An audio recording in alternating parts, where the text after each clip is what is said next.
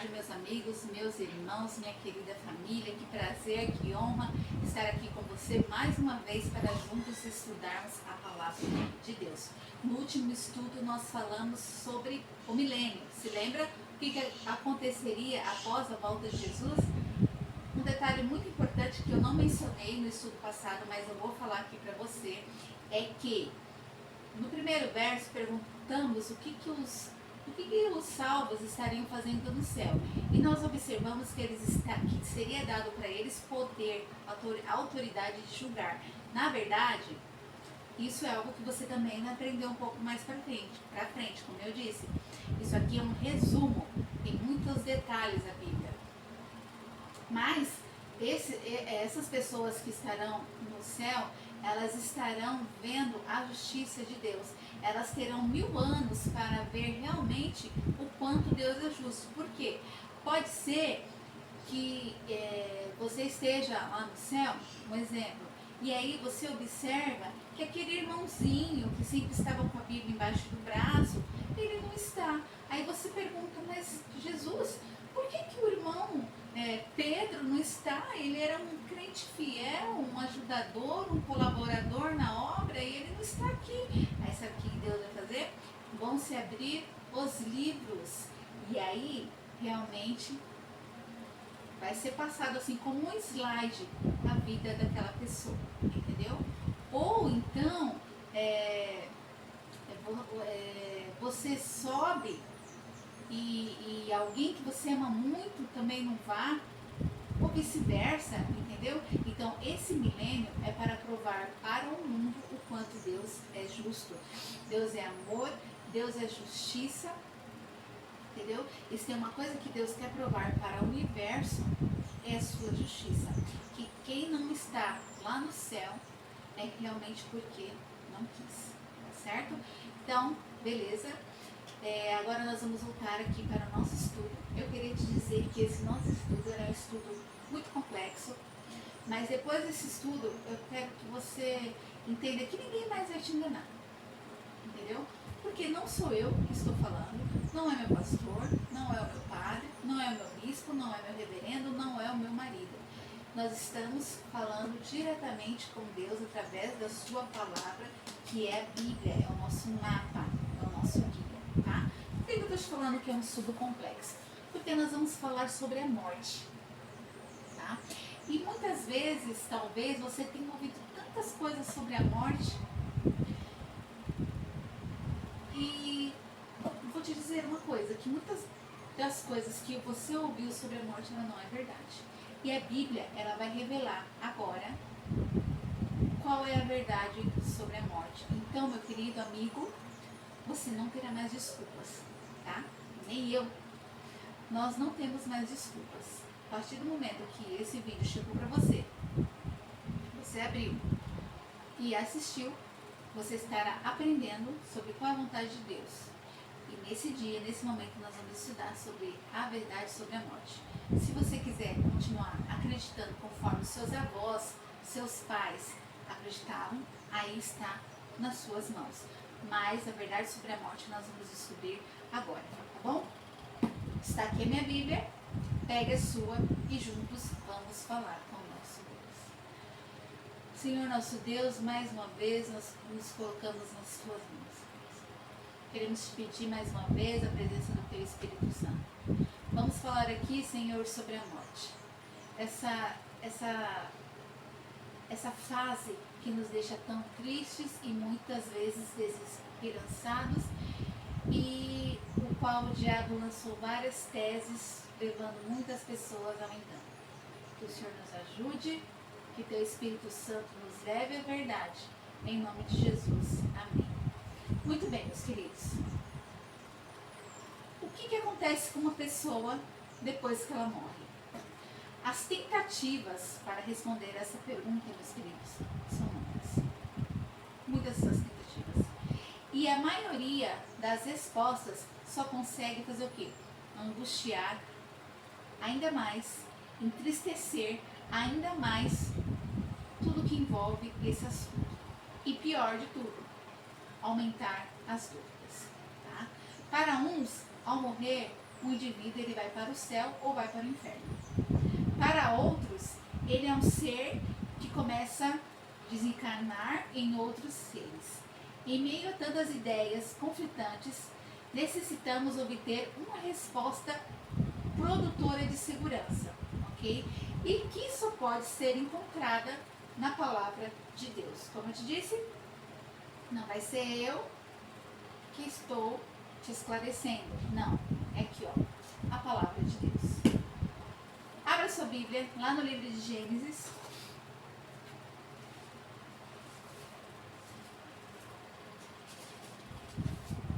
Capítulo 2, verso 7. Lá no comecinho.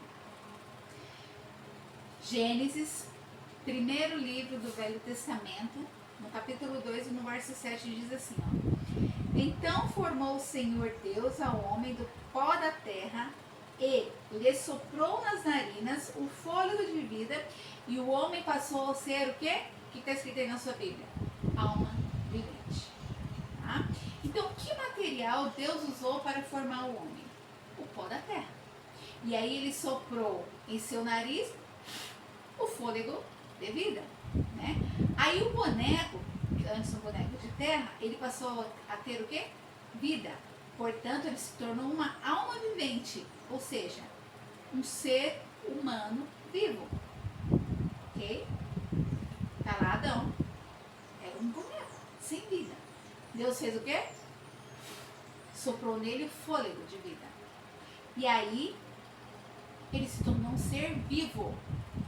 A Bíblia diz alma vivente, ou um ser vivo. Ok? Beleza.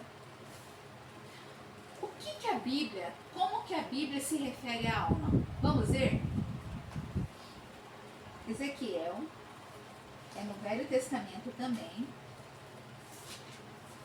Ezequiel, no capítulo 18.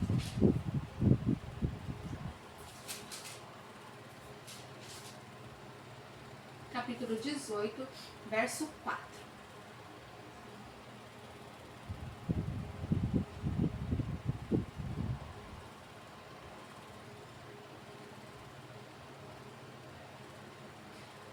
Achou? Olha só que interessante. Preste muita atenção. O que diz Ezequiel 18:4? Fala assim, ó. Eis que todas as almas são minhas, como a alma do Pai, também a alma do Filho é minha. A alma que pecar, essa morrerá. A alma que pecar, essa morrerá. Vamos voltar lá para Gênesis, no capítulo 46.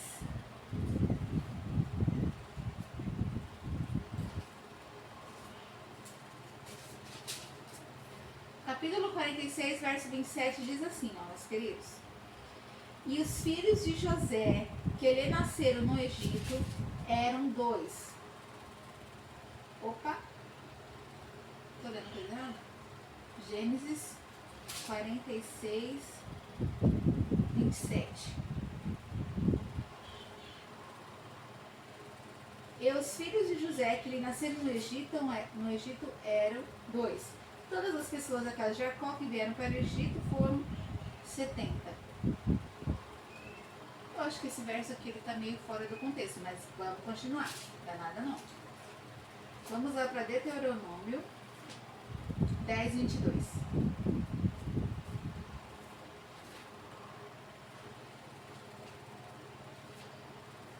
Vamos ver aqui como a Bíblia se refere à alma. Na verdade, não está fora do contexto não, porque lá fala a quantidade de pessoas que eram da família de José. Certo? O Espírito Santo me ajudou aqui. Beleza? Vamos lá para Deuteronômio 10, verso 22. Diz assim, ó. Com 70 almas, olha aí, verdade, teus pais desceram ao Egito, e agora o Senhor teu Deus te pôs como as estrelas dos céus em multidão. Vamos voltar lá para Gênesis, só para a gente entender isso aqui tudo, tá? Tem que ficar claro aqui para nós. Gênesis 46, verso 27 diz assim, ó.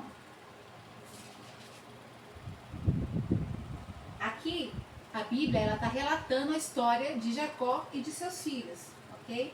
Quando eles saíram lá de Israel e partiram para o Egito. Fala assim, ó. E os filhos de José, que lhe nasceram no Egito, eram 72.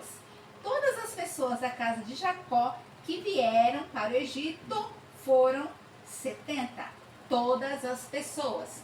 Aí a gente vai lá para onde? Para Deuteronômio 10, 22. E fala assim, ó. Tá falando a mesma coisa. Com 70 almas, teus pais desceram ao Egito, e agora o Senhor teu Deus te pôs como as estrelas dos céus em multidões. Você entendeu? A Bíblia ela se refere à alma como pessoa viva. Lá em Ezequiel nós vimos que todas as almas são de Deus. Todas as pessoas. A alma do filho, a alma do pai, a alma da mãe. Tá? E lá fala que todas as pessoas que vieram junto com a família de José, de Jacó para o Egito, eram 70 pessoas. Então, pessoas e alma é a mesma coisa. Só que estamos tratando de pessoa viva. Então, pessoa viva, alma. Lembra quando Deus soprou o fôlego no nariz de Adão? Eis que se tornou alma vivente. Então, alma vivente e pessoa viva é a mesma coisa. Ok? Muito bem. O que acontece com a pessoa ou a alma vivente quando ela morre? Vamos descobrir? Gênesis 3, 19.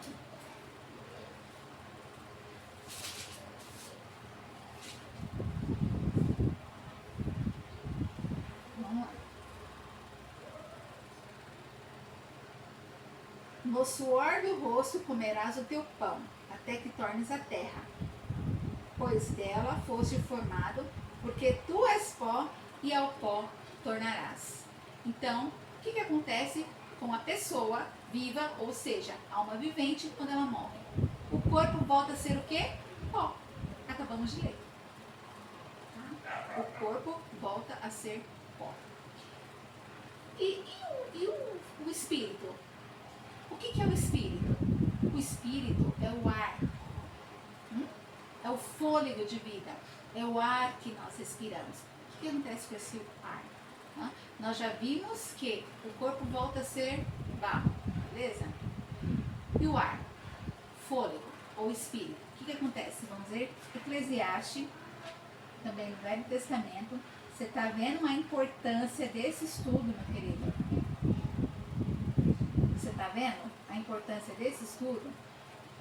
Não sou eu que estou falando.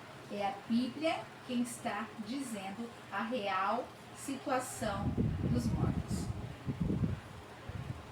Eclesiastes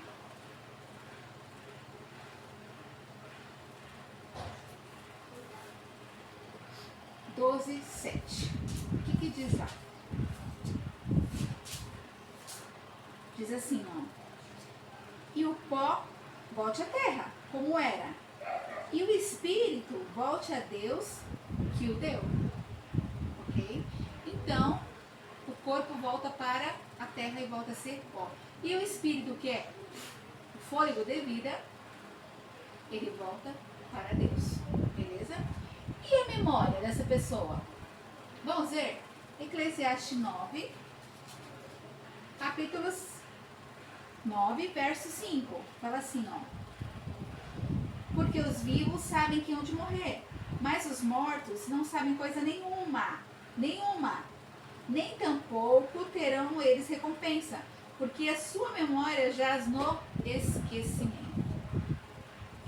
Então, meus queridos, a pessoa que morre, ela fica inerte.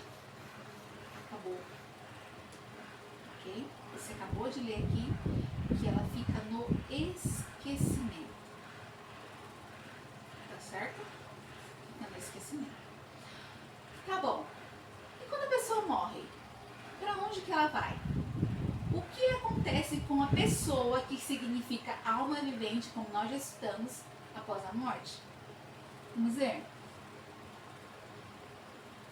Vamos ler de novo. Eclesiastes 9,5 diz assim, ó. Porque os vivos sabem que hão de morrer, Mas os mortos não sabem coisa alguma, nem tampouco terão eles recompensa, porque a sua memória jaz no esquecimento. Morreu, acabou. Vamos ver o verso 10. Tudo quanto te vier a mão para fazer, faz-o conforme as tuas forças.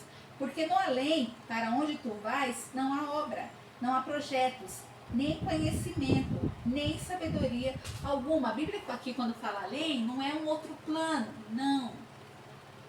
Para a terra onde você vai, depois que você morrer, você não vai poder realizar mais nada. Entendeu? Mais nada. Vamos abrir a nossa Bíblia lá no livro de Jó, um pouquinho para trás. Jó 7, 9 e 10. Capítulo 7.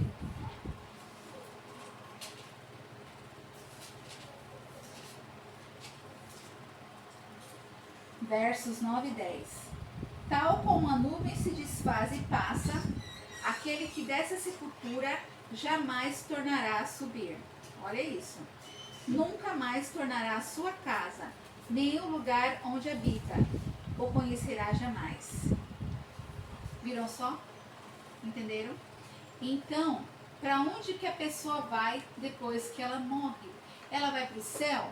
Ela vai para o inferno? Ela flutua no espaço? Não, ela vai para a sepultura. Tá? Ela vai para a sepultura. Muito bem. Agora outra pergunta. Os mortos, eles sabem alguma coisa? Eles têm conhecimento de alguma coisa? Vamos ver? Olha só. Não nos é possível ver ou falar com alguém que já morreu. Tá? Em tais manifestações, não é a pessoa morta que aparece não, meus queridos. Mas é Satanás e os seus anjos disfarçados. Ele não deseja que entendamos que a oportunidade de salvação só existe enquanto estivermos vivos. Então, se um parente seu morreu e ele apareceu para conversar com você, você olhe, porque o próprio diabo querendo te enganar. Nós acabamos de ler que quando o indivíduo morre, o seu corpo volta para o pó, o seu fôlego volta para Deus e a sua memória, jaz no esquecimento. O que quer dizer isso? Ela não sabe mais de nada. Então não se deixe enganar. Tá bom? Então os mortos têm conhecimento de alguma coisa? Não. Eles não têm conhecimento de nada. Vamos ver lá em 2 Coríntios, lá no Novo Testamento.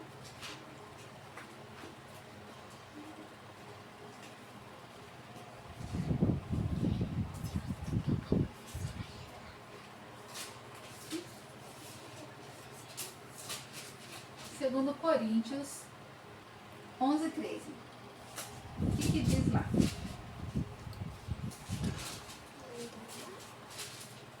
Diz assim, ó.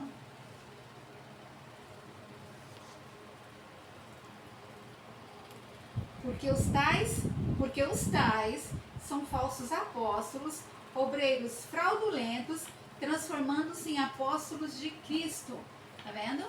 Então, quando alguém que você ama muito vier a morrer e você optar por esse tipo de situação, saiba que não é a pessoa que está falando, é o diabo e os seus anjos. Tá bom? É o diabo e os seus anjos. Você e eu acabamos de ver o que acontece com a pessoa quando ela morre. Muito bem. Quem unicamente possui imortalidade? Vamos ver? 1 Timóteo, também aqui no Novo Testamento, depois de Coríntios, Colossenses, Tessalonicenses, 1 Timóteo 6,16. Alguém é imortal? Porque nós vimos aqui que o homem não é imortal, certo? Embora ele tenha sido criado para ser. Mas depois do pecado ele passou a ser o quê? Um ser mortal. 1 Timóteo, verso 6, capítulo 6, verso 16, diz assim, ó. O único que possui imortalidade, que habita em luz inacessível, a quem homem algum jamais viu, nem é capaz de ver. A ele honra e poder eterno. Estamos falando de quem? Estamos falando de Deus. Deus, ele é um ser imortal. Tá certo? Deus, ele é um ser imortal. Sob que condição o homem conservaria a sua imortalidade? Como eu disse, hoje nós somos mortais por causa do pecado. Mas Deus não nos fez para morrer. Tinha uma condição. Vamos rever? Nós já estudamos sobre isso, mas vamos relembrar. Gênesis 2.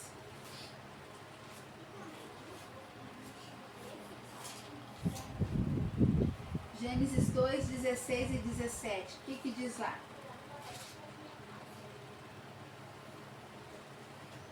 E o Senhor Deus lhe deu esta ordem: de toda árvore do jardim comerás livremente, mas a árvore do conhecimento do bem e do mal não comerás, porque no dia em que dela comerdes, certamente morrerás. Então havia uma condição.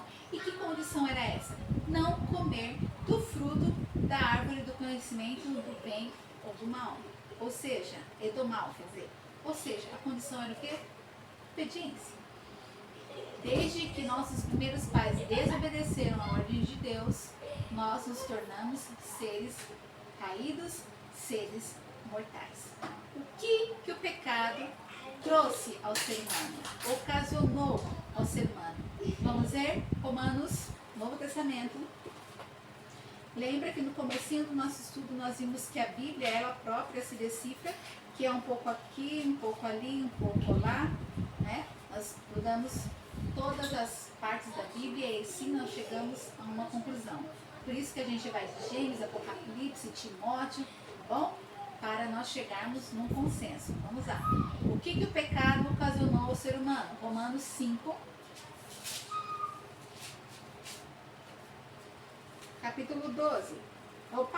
Capítulo 12, verso 5. Portanto, assim como por um só homem entrou o pecado no mundo, e pelo pecado a morte, assim também a morte passou a todos os homens, porque todos pecaram. Nesse mesmo livro, no capítulo 6, no verso 23, o que diz ali? Porque o salário do pecado é a morte, mas o dom gratuito de Deus é a vida eterna em Cristo Jesus, nosso Senhor. Amém? Presta atenção. Porque o salário do pecado é a morte, mas o dom gratuito de Deus é a vida eterna que está em Jesus Cristo. Então, o que o pecado trouxe ao ser humano? Ele trouxe a morte. Adão pecou. E com isso, passou a todos os seres humanos. Ok? Como Jesus considera a morte? Vamos ver? Está lá no livro de João. João Evangelista, capítulo 11, dos versos 11 até o 14. E diz assim: isto dizia e depois acrescentou: nosso amigo Lázaro adormeceu, mas vou para despertá-lo. Disse-lhe, pois, os seus discípulos: Senhor, se torna estará salvo. Jesus, porém, falara com respeito à morte de Lázaro, mas eles supunham que estivesse falando do repouso do seu sono.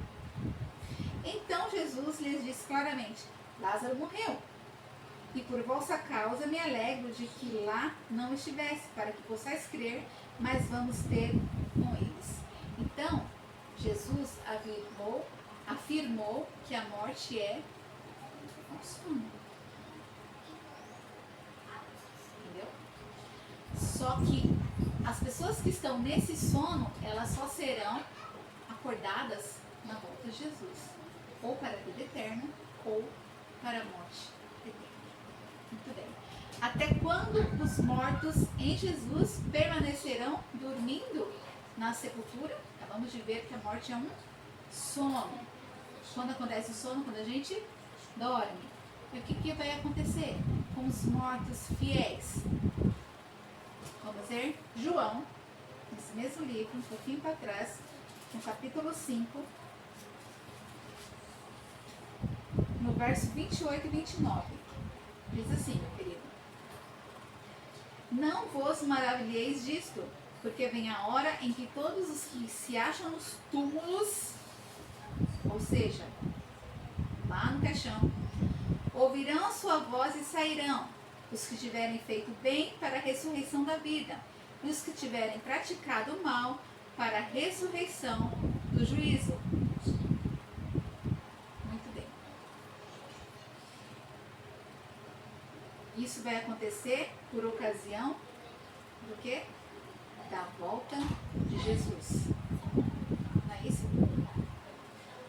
Sim. Vamos ler mais um livro? 1 Tessalonicenses. Lá no finzinho da Bíblia.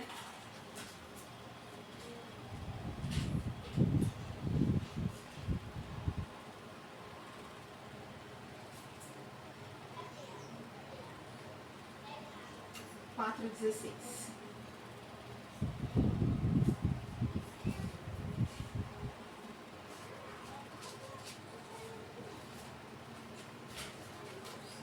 Primeiro Tessalonicenses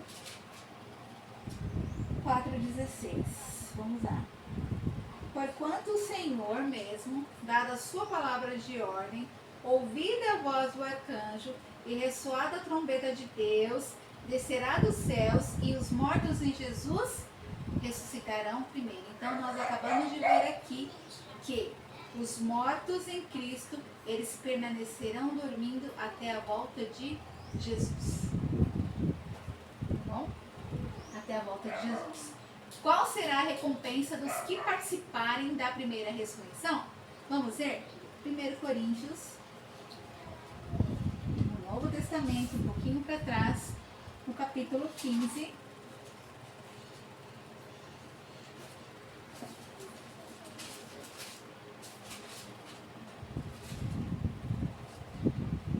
Dos versos 51 até o 53. Vamos ver? 51 até o 53 diz assim: Eis que vos digo um mistério, nem todos dormiremos. Nem todos dormiremos. Tá? Mas transformados seremos todos, no momento, num abrir e fechar de olhos, ao ressoar da última trombeta. A trombeta soará, os mortos ressuscitarão incorruptíveis e nós seremos transformados. Porque é necessário que esse corpo corruptível se revista da incorruptibilidade e que o corpo mortal se revista da imortalidade. Então, meus queridos, a recompensa dos mortos que dormiram crendo em Jesus, que participarão da primeira ressurreição, é o que? A imortalidade perdida. Quando Adão e Eva desobedeceram lá no Éden, a imortalidade ela foi perdida. E quando Jesus voltar, ele trará novamente a imortalidade aos seus filhos, aqueles que foram fiéis até o fim. Muito bem, meus queridos. Esse estudo, ele é complexo, né? Só que ele é muito claro. É muito claro. Então, quando a gente morre, a gente não vai para o céu, a gente não vai para o purgatório e a gente também não vai para o inferno. A gente não fica reencarnando, entendeu? A gente não volta em outros animais, em outras pessoas, não. Quando a gente morre, a gente, nós acabamos de aprender que a nossa memória, ela vai para, aliás, que o nosso corpo, ele vai voltar a ser pó. Que o nosso fôlego de vida, ele volta para Deus. Fôlego ou espírito, a mesma coisa, entendeu? E que a nossa memória jaz no esquecimento, a gente não se lembra de mais nada. Nós vimos também que quando Deus soprou ali na narina de Adão, ele se tornou uma alma vivente. Então, para com esse negócio de que a alma estava dando, não. Alma vivente é uma pessoa viva. Entendeu? Uma pessoa viva. A Bíblia é muito clara. Então não se deixe enganar. Tá? Não se deixe enganar. Você está participando desse estudo, você está lendo essas verdades, não se deixe enganar. É até muito bonito a gente pensar assim, ai, meu irmão morreu, eu vou ali, vou falar com ele. Isso não existe. Se isso acontecer com você, pode ter certeza que é o inimigo de Deus, juntamente com a sua tropa ali, com o seu exército do mal, que está se fazendo parecer com aquele teu parente para te enganar, para te afundar ainda mais. Tá bom? Então não se deixe enganar. Só que nem tudo está perdido. Aqueles que morreram crendo em Jesus, eles serão ressuscitados quando Jesus voltar, tá? Eu tenho uma esperança muito grande de rever meu irmão, né? Quem está comigo, quem está vendo isso, sabe que meu irmão morreu aos 28 anos. E eu escutei muitas coisas. Não, ele vai aparecer, vamos lá, vamos... Não. Ele está esperando Jesus voltar.